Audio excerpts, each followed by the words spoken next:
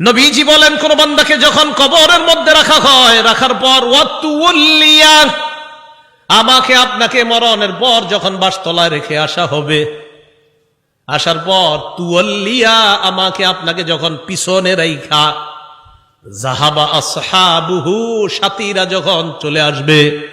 একবার কল্পনা আলেন, রাতের বেলা বিছানায় যখন বালিশে যখন মাথাটা লাগানোর পর কল্পনা করেন আমি মারা গেলাম, যাওয়ার পর বাসতলায় কোন কবরের মধ্যে আমাকে রেখে আমার আত্মীয় স্বজন চলে আসছে, ব্যাপারটা কেমন একটু চিন্তা করেন।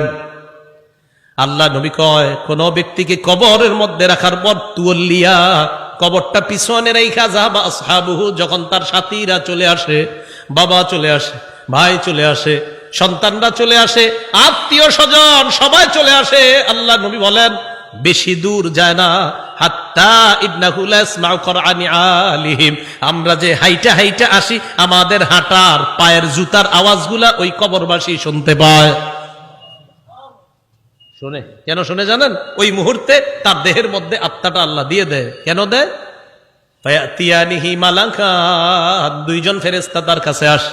এটা আবু দাউদের বর্ণনা আর বুখারীর বর্ণনা। আতাহু মালাকান ফাআকআদা, আবু দাউদের বর্ণনা ফায়ুকঈদানি, দুই ফেরেশতা এসে তারে বসায়, বসানোর পর তারে প্রশ্ন করে। এর মধ্যে তিন প্রশ্নের মধ্যে একটা প্রশ্ন হলো আল্লাহ নবীর ব্যাপারে জানতে চায়, তাকে চিনুনি?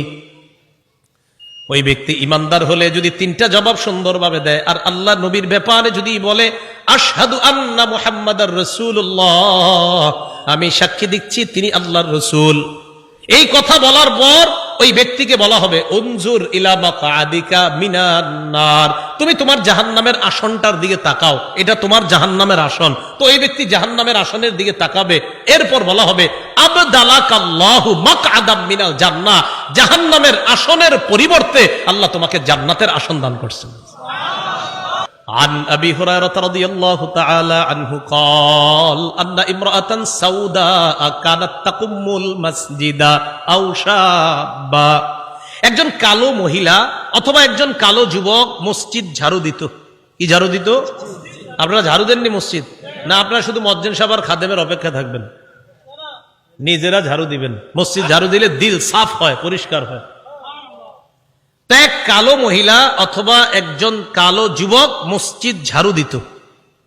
ফামাতা, হঠাৎ মারা গেছে। মারা যাওয়ার পর সাহাবীরা কবর দিয়ে ফেলছে, নবীরে জানানোর প্রয়োজন মনে করে নাই। বিষয়টা এমন আর কি, ও মারা গেছে, আরে এটা নবীজির আর বলার কি আছে, কবর দিয়ে এরকম। নবীজি সাল্লাল্লাহু আলাইহি সাল্লাম প্রশ্ন করলেন, আচ্ছা ওই কালো মহিলাটা না কালো যুবকটা, হয়তো মহিলা হতে পারে না হয় যুবক, আচ্ছা ওই কালো যুবকটাকে দেখছি না কেন, কোথায় ওটা ঝাড়ু যে দেয়? সাহাবীগণ বললেন, হুজুর সে তো মারা গেছে। আচ্ছা মারা গেছে মানে? আফালা কুনতুম আযানতুমুনি, তো আমাকে জানাবা না তোমরা? হাদিসের মধ্যে আছে কান্নাহুম সাগগারু আমরাহা আও আমরা, সাহাবীরা বিষয়টা হালকা মনে করছে, তাই নবীরে জানায় নাই যে হুজুর একজন মারা গেছে, ঝাড়ু দিত, কবর দিয়েছে। নবীজি কো আমারে জানাইলা না কেন তোমরা?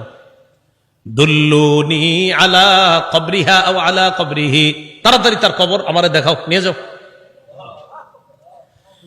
ফাদাল্লুহু আলা কবরিহা আও আলা কবরিহি, আল্লাহ রাসূলকে তার কবরের কাছে নিয়ে যায়। নিয়ে যাওয়ার পর ফাসাল্লা আলাইহা, আল্লাহ রাসূল জানাজার নামাজ পড়লেন। আপনারা আবার এই আমল করেন না, কিন্তু এটা রাসূলের জন্য খাস। জানাজার নামাজ পড়ার পর আল্লাহ নবী বললেন, ইন্না হাদিহিল কুবুর মামলুআতুন যুলমান আলা আহলিহা, আল্লাহ নবী বললেন এই কবরগুলা অন্ধকারে পরিপূর্ণ। নবীজি বললেন এই কবরগুলা অন্ধকারে পরিপূর্ণ। কবরগুলা বলেন অন্ধকারে, কবরগুলা একবার ভাবেন, চোখটা বন্ধ করে, অন্ধকার, কিচ্ছু দেখা যায় না। আল্লাহ নবী কয় এই কবরগুলা অন্ধকারে পরিপূর্ণ। হ্যাঁ, আমি আশা করি আমি আজকে নামাজ পড়ার কারণে আল্লাহ তাদের কবরগুলা আলোকিত করে দিবে। খাঁটি ইমানদার যদি হন, যদি ইমান নিয়ে যেতে পারেন, তো আপনার কবর আল্লাহ আলোকিত করে দিবেন। আলাদা মোমবাতি দিতে হবে না। পিসাবের কবর দেওয়ার সময় বাতি টাতি কত কিছু দেন না, এগুলা দিতে হবে না। পিসাব যদি ভালো হয়, এমনি কবর আল্লাহ আলোকিত করে দিবেন, মাথায় রাখবেন।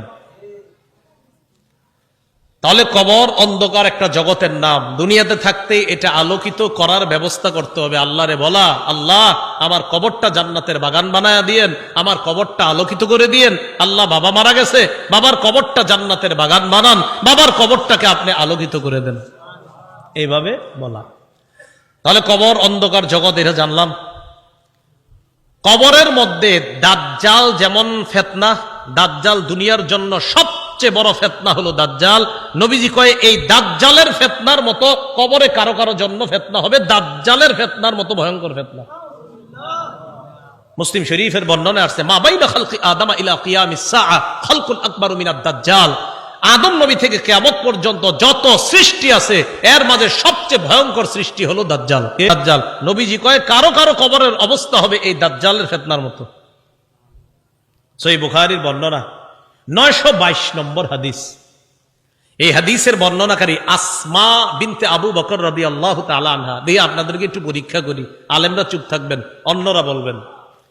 আমি হাদিসটা পড়ার পর আপনাদেরকে জিজ্ঞাসা করবো একটা কথা, মন দিয়ে আগে শোনেন, তাহলে সবাই জ্ঞানীরা সচেতন ভাবে জবাব দিতে পারবেন। আগে শোনেন কি বলি, দেখেন আমি পড়ি। আন আসমা বিনতি আবি বকর সিদ্দিক রাদিয়াল্লাহু তাআলা আনহা ক্বালাত দাখালতু আলা আয়েশা। অনুবাদটা শোনেন। আবু বকর সিদ্দিক রাদিয়াল্লাহু তাআলা আনহুর কন্যা আসমা বলেন, আমি আয়েশা সিদ্দিকার কাছে প্রবেশ করলাম। আবু বকর সিদ্দিকের কন্যা আসমা বলেন, আমি আয়েশা সিদ্দিকার কাছে প্রবেশ করলাম। আলেম ছাড়া অন্যরা বলেন তো আসমা আর আয়েশা সম্পর্কে কি হয়? মাশাআল্লাহ, কি হয়? কারণ আবু বকর আয়েশা রাদিয়াল্লাহু তাআলা আনহার পিতার নাম কি? আবার আসমা রাদিয়াল্লাহু তাআলা আনহার পিতার নামও আবু। কিন্তু মাশাআল্লাহ, এই আসমা রাদিয়াল্লাহু তাআলা আনহা বলেন, আমি আমার বোন নবীর বিবি আয়েশা সিদ্দিকার কাছে গেলাম। যাওয়ার পর দেখি ওয়ান্নাসু ইউসাল্লুন, গিয়ে দেখি মানুষ নামাজ পড়ে। আমি আয়েশাকে প্রশ্ন করলাম, মা শাআনুন নাস, আয়েশা মানুষের কি হয়েছে, নামাজ পড়ে কেন? ফাআশারাত বিরাসিহা ইলাস সামা। আম্মা জান আয়েশা মাথা দিয়ে আসমানের দিকে ইশারা করলেন, এমনি ইশারা করলেন, মুখে কিছু কয় না। তো আসমা রাদিয়াল্লাহু তাআলা আনহা বলেন, আয়াতুন, কোন নিদর্শন দেখা গেছে আসমানে? আয়েশা রাদিয়াল্লাহু তাআলা আনহা বলেন, হ্যাঁ আসমানে একটা নিদর্শন দেখা গেছে। কি নিদর্শন? অন্য হাদিস দ্বারা বোঝা যায় সূর্য গ্রহণ লাগছে। কি লাগছে? সূর্য। তাই নবীজি নামাজ পড়তেছে। তো আসমা রাদিয়াল্লাহু তাআলা আনহা বলেন, আমরা যারা নারীরা ছিলাম আমরা একদম পিছনে, সবাই ওখানে আছে। নবীজি নামাজটা এত লম্বা করলেন, ফাতালা রাসূলুল্লাহ সাল্লাল্লাহু আলাইহি সাল্লাম, নবীজি নামাজ এত দীর্ঘ করলেন, হাত্তা তাজাল্লানিল গাশিয়ু, আমি বেহুশ হয়ে গেছি। আচ্ছা, কি পরিমাণ লম্বা হইলে একজন মানুষ বেহুশ হয়ে যায় বলেন? ওয়াইলা জাম্বি কিরবা, আমার পাশে একটা পাত্র ছিল, ফিহা মা, এটার মধ্যে পানি ছিল।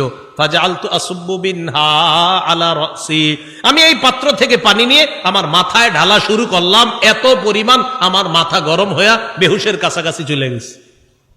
নামাজ কি পরিমাণ লম্বা হয়েছে আল্লাহ জানে।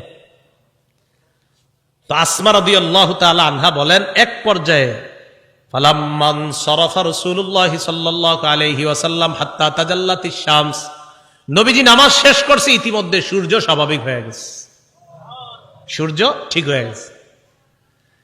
আমি যেই কথাটা বলার জন্য আপনাদেরকে হাদিসটা শোনাইতেছি, কোনটা? দাজ্জালের ফিতনা, এটা শোনানোর জন্য। এবার দেখেন নবীজি কি বলেন। নবীজি বলেন, নবীজি নামাজের পর একটা ভাষণ দিলেন, খুতবা দিলেন, নামাজের পর ভাষণ দিলেন। ভাষণের মধ্যে নবী বললেন, মা মিন শাইইন লাম আকুন উরিতুহু ইল্লা ক্বাদ রাআইতুহু ফি মাকামি, ইতিপূর্বে আমাকে যা দেখানো হয় নাই আজকে আমি সব দেখছি। এই নামাজের মধ্যে আমি সব। নামাজটা কি শর্ট ছিল না লম্বা? নবীজি বলেন, ইতিপূর্বে আমাকে এমন যা কিছু দেখানো হয় নাই আজকে আমি সব দেখছি। শেষে কি কয় জানেন? হাত্তাল জান্নাহ ওয়ান নার, জান্নাত জাহান্নামও দেখছি। আরেকটা বর্ণনা আছে, সূর্য গ্রহণের নামাজে নবীজি দাঁড়াইছে না, আমার দিকে তাকান, সামনের কাতারের সাহাবী যারা, তারা তাকায় দেখে নবীজি নামাজের মধ্যে হঠাৎ এমন করছে, যে এমন করছে এভাবে। তো নামাজ শেষ, আপনারা আবার এরকম করেন না, কিন্তু পুরাটা শোনেন আগে। একদল করবো কি যে নবীজি এরকম করছে আমিও করবো, আরে পুরাটা শোনেন কি কয়। নামাজ শেষ করার পর নবীজিকে এক সাহাবী বললেন, হুজুর আজকে আপনি এমন একটা কাজ করছেন যেটা অতীতে দেখি নেই। নবীজি আচ্ছা খেয়াল করছো? কয় হ্যাঁ। ওই মুহূর্তে আমি জান্নাতের আঙ্গুরের ছড়া দেখছিলাম, ওইটা আমি হাত দিতে গেছিলাম, যদি আনতে পারতাম কিয়ামত পর্যন্ত সবাই খাইতে পারতাম। আপনারা কি আঙ্গুর দেখেন নামাজে? তো দেখলেন হাত দিবেন, দেন না তো, এই জন্য আমল করতে চান না। তো রাসূলুল্লাহ সাল্লাল্লাহু আলাইহি সাল্লাম বলেন, মা মিন শাইইন লাম আকুন উরিতুহু ইল্লা ক্বাদ রাআইতুহু ফি মাকামি। ইতিপূর্বে আমাকে যা দেখানো হয় নাই, আজকে আমি সব দেখলাম। হাত্তাল জান্নাহ ওয়ান নার, জান্নাত জাহান্নাম আমি দেখলাম। নবীজি বলেন, ইন্নাহু ক্বাদ উহিয়া ইলাইয়া আন্না, আল্লাহ রাসূল বলেন আমার কাছে এই ওহী প্রেরণ করা হয়েছে, আন্নাকুম তুফতানুনা ফিল কুবুর মিসলা আও করিবা মিন ফিতনাতি দাজ্জাল। আল্লাহ নবী বলেন আমার কাছে এই ওহী দেওয়া হয়েছে, তোমরা কবরের মধ্যে অনেকে এমন ফিতনার মধ্যে পড়বা যে ফিতনাটা হবে দাজ্জালের ফিতনার মতো ফিতনা। বলেন নাউজুবিল্লাহ। বিশ্বাস করেন দাজ্জালের ব্যাপারে আমি পড়ছি বলে আপনাদেরকে বলে বুঝাইতে পারতেছি না, তো আমি বুঝতেছি যদি দাজ্জালের ফিতনাটা হয় তো কত বড় ভয়ঙ্কর ফিতনা হবে। আমি সবগুলা কথা বললে বুঝতে পারতেন যে দাজ্জাল কতটা ভয়ঙ্কর ফিতনার নাম। রাসূল বললেন কবরে অনেকের এই ফিতনা হবে দাজ্জালের মতো, খুব ভয়ঙ্কর ফিতনা, ও কঠিন ভয়ঙ্কর ফিতনা। আল্লাহ আমাদেরকে হেফাজত করেন। তো আল্লাহ কয় এই কবর পর্যন্ত তোমরা সম্পদের প্রতিযোগিতা চলে, যেই কবরে এই অবস্থা হবে আর তোমরা সম্পদ নিয়ে ব্যস্ত আছো। সহিহ বুখারীর বর্ণনা 1372 নম্বর হাদিস। এই হাদিসের বর্ণনাকারী আম্মা জান আয়েশা সিদ্দিকা রাদিয়াল্লাহু তাআলা আনহা, তিনি বলেন, আন্না ইয়াহুদিয়াতান দাখালাত আলা আয়েশা সিদ্দিকা রাদিয়াল্লাহু তাআলা আনহা ফাসআলাত আন আযাবিল কবর। এক ইহুদি নারী আম্মাজান আয়েশার কাছে এসে কবরের আযাব সম্পর্কে জিজ্ঞাসা করছে। আম্মাজান আয়েশা সিদ্দিকা রাদিয়াল্লাহু তাআলা আনহা জবাব দিলেন, আযাকিল্লাহু মিন আযাবিল কবর, আল্লাহ তোমারে গজবে কবরের আযাব থেকে হেফাজত করুক। এটা আম্মাজান বইলা নবীজির কাছে গেছে। ফাসআলাত আয়েশা রাসূলুল্লাহ সাল্লাল্লাহু আলাইহি ওয়াসাল্লাম আন আযাবিল কবর। আম্মা জান আয়েশা আল্লাহ রাসূলকে কবরের আযাব সম্পর্কে জিজ্ঞাসা করলেন। আল্লাহ নবী জবাব দিলেন, আযাবুল কবর, হ্যাঁ কবরের আযাব সত্য। বলেন কবরের আযাব সত্য। তাহলে কবরের আযাব কি বলেন তো? সত্য। এটা নবীজি জানায়া দিলেন তার বিবিকে। সহিহ বুখারীর 1338 নম্বর হাদিস। এই হাদিসের মধ্যে আসছে, قال رسول الله صلى الله عليه وسلم العبد اذا وضع في قبره। নবীজি বলেন কোন বান্দাকে যখন কবরের মধ্যে রাখা হয়, রাখার পর ওয়াতুল্লিয়া, আমাকে আপনাকে মরণের পর যখন বাসতলায় রেখে আসা হবে, আসার পর তুল্লিয়া, আমাকে আপনাকে যখন পিছনে রাইখা, যাহাবা আসহাবুহু, সাথীরা যখন চলে আসবে। একবার কল্পনা আলেন রাতের বেলা বিছানায় যখন বালিশে যখন মাথাটা লাগানোর পর কল্পনা করেন আমি মারা গেলাম, যাওয়ার পর বাসতলায় কোন কবরের মধ্যে আমাকে রেখে আমার আত্মীয় স্বজন চলে আসছে, ব্যাপারটা কেমন একটু চিন্তা করেন। আল্লাহ নবী কয় কোন ব্যক্তিকে কবরের মধ্যে রাখার পর তুল্লিয়া, কবরটা পিছনে রেখা, যাহাবা আসহাবুহু, যখন তার সাথীরা চলে আসে, বাবা চলে আসে, ভাই চলে আসে, সন্তানরা চলে আসে, আত্মীয় স্বজন সবাই চলে আসে। আল্লাহ নবী বলেন বেশি দূর যায় না, হাত্তা ইন্নাহু লা ইয়াসমাউ কুরআনি আলিহিম, আমরা যে হাইটা হাইটা আসি, আমাদের হাঁটার পায়ের জুতার আওয়াজগুলা ওই কবরবাসী শুনতে পায়। শুনে কেন শুনে জানেন? ওই মুহূর্তে তার দেহের মধ্যে আত্মাটা আল্লাহ দিয়ে দেয়। কেন দেয়? ফায়াতিয়ানিহি মালাকান, দুইজন ফেরেশতা তার কাছে আসে। এটা আবু দাউদের বর্ণনা আর বুখারীর বর্ণনা। আতাহু মালাকান ফাআকআদা, আবু দাউদের বর্ণনা ফায়ুকঈদানি, দুই ফেরেশতা এসে তারে বসায়, বসানোর পর তারে প্রশ্ন করে। এর মধ্যে তিন প্রশ্নের মধ্যে একটা প্রশ্ন হলো আল্লাহ নবীর ব্যাপারে জানতে চায়, তাকে চিনুনি? ওই ব্যক্তি ইমানদার হলে যদি তিনটা জবাব সুন্দরভাবে দেয়, আর আল্লাহ নবীর ব্যাপারে যদি বলে আশহাদু আন্না মুহাম্মাদার রাসূলুল্লাহ, আমি সাক্ষী দিচ্ছি তিনি আল্লাহর রাসূল, এই কথা বলার পর ওই ব্যক্তিকে বলা হবে উনজুর ইলা মাকআদিকা মিনান নার, তুমি তোমার জাহান্নামের আসনটার দিকে তাকাও, এটা তোমার জাহান্নামের আসন। তো এই ব্যক্তি জাহান্নামের আসনের দিকে তাকাবে, এরপর বলা হবে আবদালাকাল্লাহু মাকআদাম মিনাল জান্নাহ, জাহান্নামের আসনের পরিবর্তে আল্লাহ তোমাকে জান্নাতের আসন দান করছেন। তা আল্লাহ কয় এই কবরে তুমি থাকতে হবে, আমরা থাকতে হবে। আল্লাহকুমুত তাকাসুরু হাত্তা যুরতুমুল মাকাবির, কবর পর্যন্ত সম্পদের প্রতিযোগিতা তোমাদের চলছে। সূরা মুনাফিকুনে আল্লাহ বলেন ইয়া আইয়ুহাল্লাযীনা আমানু লা তুলহিকুম আমওয়ালুকুম ওয়ালা আওলাদুকুম আন যিকরিল্লাহ, হে ঈমানদারগণ, লা তুলহিকুম আমওয়ালুকুম ওয়ালা আওলাদুকুম, তোমাদের সম্পদ, তোমাদের সন্তান যেন তোমাদেরকে আল্লাহ থেকে গাফেল করে না দেয়, আল্লাহ থেকে তোমাদেরকে অলস করে না দেয়, আল্লাহকে যেন ভুলিয়ে না দেয়। ওমাইয়া ফাল জালিকা, আল্লাহ বলেন যারা সম্পদ আর সন্তানের কারণে আল্লাহরে ভুলে যাবে, ফাউলাইকা হুমুল খাসিরুন, তারা ক্ষতিগ্রস্ত। নাউজুবিল্লাহ। বলেন সম্পদ দেয় কে? 10 তলা 20 তলার বাড়ির মালিক বানায় কে? আর 10 তলা 20 তলা হালাল পন্থায় হওয়াটা দোষের না, দোষ কোনটা? যে আল্লাহ মালিক বানাইছে তাকে ভুলে যাওয়া। বুঝে আসছিনি? তো আল্লাহ কয় তোমাদের এই প্রতিযোগিতা চলবে কবর পর্যন্ত। কতদিন? কবর পর্যন্ত।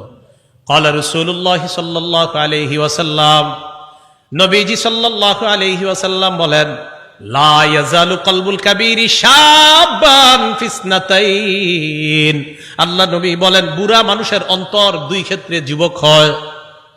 বুড়া মানুষের অন্তর যুবক হয় কয় ক্ষেত্রে? আরে বৃদ্ধ মানুষ কি বৃদ্ধ হয় না যুবক হয়? বৃদ্ধ হয়। কয় কলবটা দুই ক্ষেত্রে যুবক হয়। কয় কোন ক্ষেত্রে?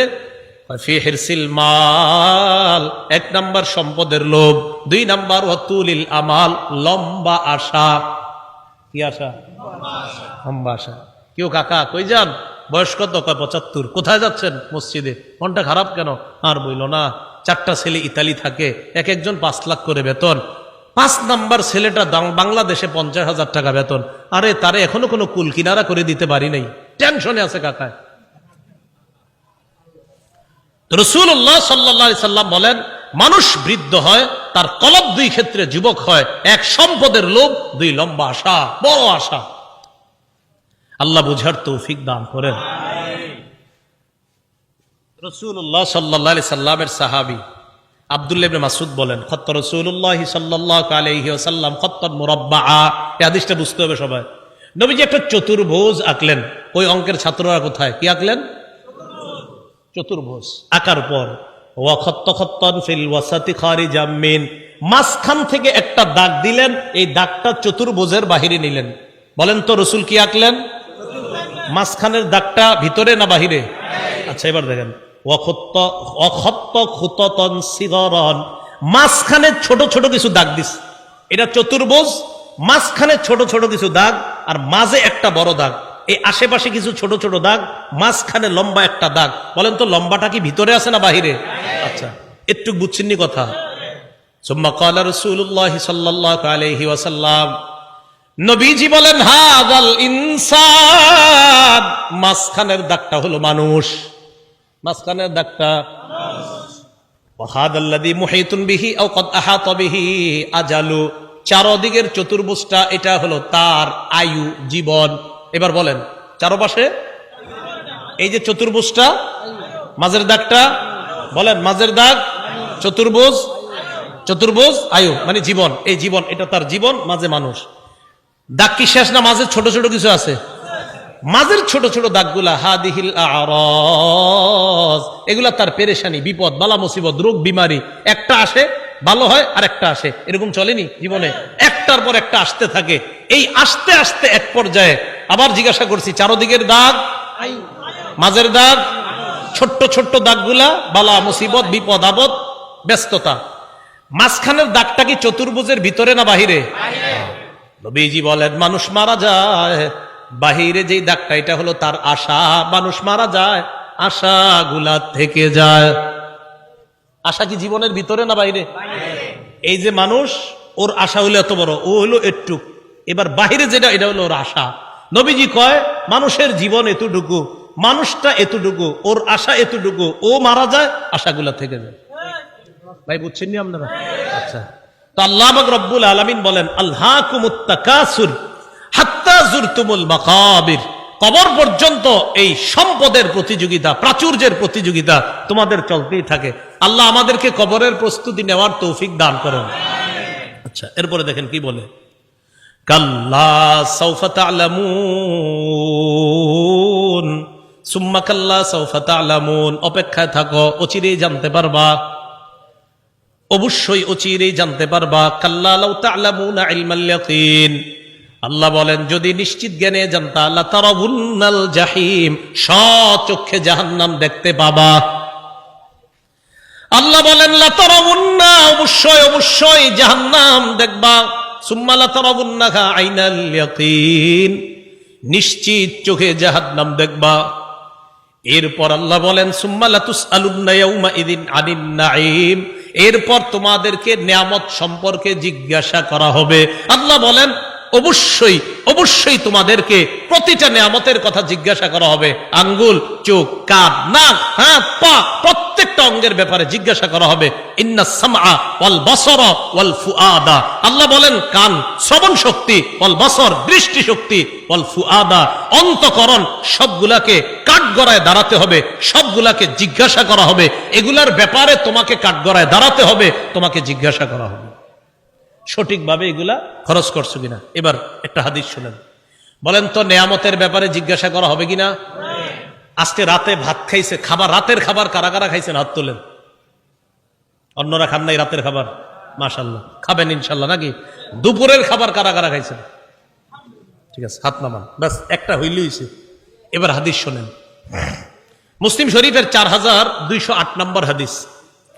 আবু হুরায়রা রাদিয়াল্লাহু তাআলা আনহুর বর্ণনা, তিনি বলেন খরাজা রাসূলুল্লাহ সাল্লাল্লাহু আলাইহি ওয়াসাল্লাম যাতা ইয়াউমিন আও যাতা লাইলা, একদিন রাতে অথবা দিনে রাসূল বাসা থেকে বের হলেন। কোথা থেকে বের হইছে? রাতে বা দিনে। বের হওয়ার পর আসছে, আয়েশা দেখে ফাইদা হুয়া বিআবি বকরিন ওয়া উমর, নবীজি দেখে আবু বকর ওমর বসা।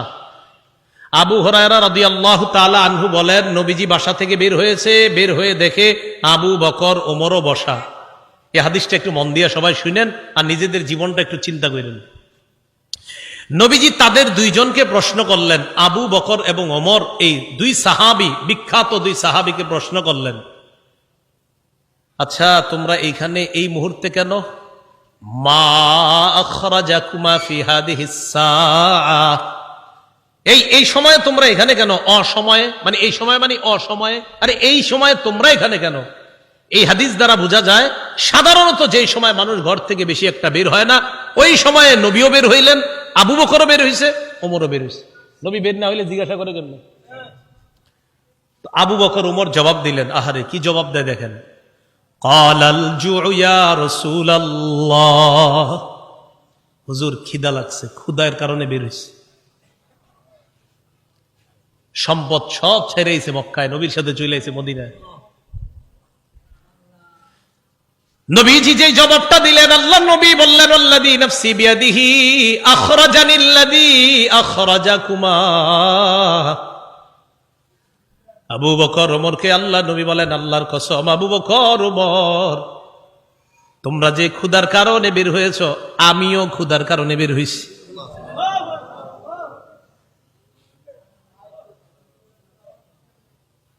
আমি যখন এটা পড়ছি, বিশ্বাস করেন কি দেখেন, দুই সাহাবীর আগে বলছে কেন বেরোইছো? কয় হুজুর ক্ষুধা। নবীজি কয় আমিও তো ক্ষুধায় বেরোইছি। কওমু চলো আমার সাথে চলো। ফাকামু মাআ, দুই সাহাবী আল্লাহ নবীর সাথে চললেন। ফাআতা রাজুলাম মিনাল আনসার, এক আনসারী সাহাবীর বাড়িতে গেলেন। ফাইদা হুয়া লাইসা ফি বাইতিহি, সাহাবী বাড়িতে নাই।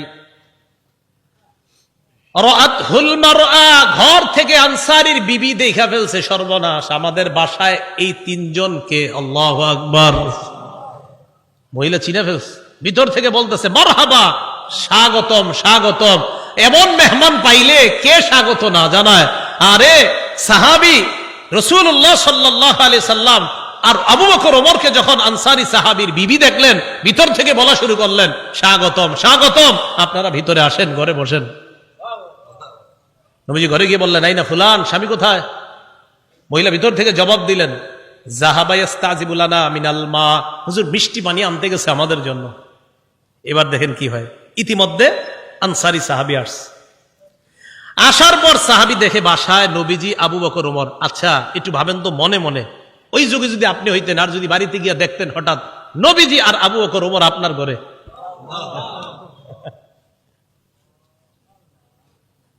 সাহাবী দেখে কি কয়, মা আহাদুল ইয়াউমা আকরামা আদয়াফা মিন্নি।